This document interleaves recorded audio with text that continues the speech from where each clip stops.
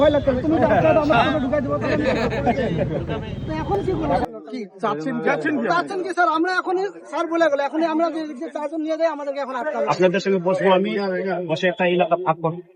হ্যাঁ স্যার, আমরা বসি। এইটা ভালো কথা বলছেন স্যার, এই কথা আমরা সমর্থন করলাম।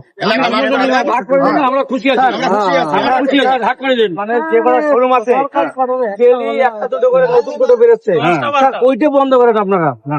ঠিক আছে, ওইটা আপনাদের পারমিশন দ্বারা টোটো না নিতে পারে।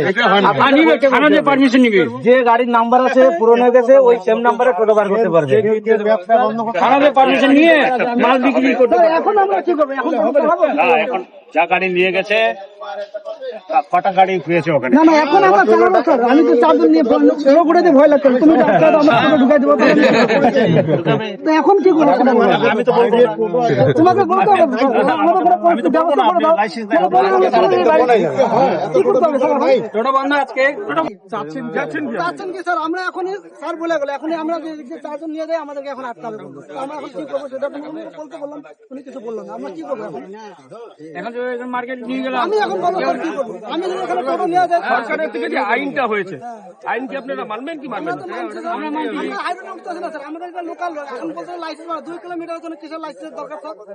আমি লাইসেন্স বানলাম আমরা হাই রোডে তো চলছেন, আমি সেক্ষেত্রে তো লাইসেন্স তো দরকার।